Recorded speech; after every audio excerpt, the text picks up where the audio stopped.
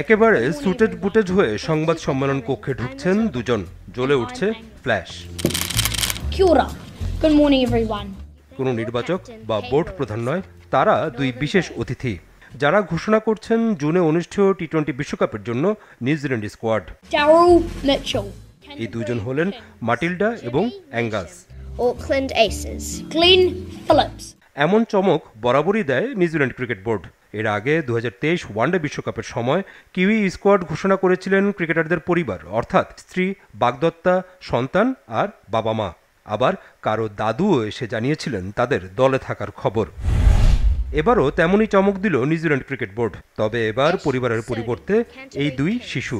Tim Southey, Northern Brave. বিশ্বকাপের জন্য নিউজিল্যান্ডের 15 সদস্যের স্কোয়াডে বড় কোনো চমক নেই, পরিচিত এবং অভিজ্ঞরাই জায়গা পেয়েছেন।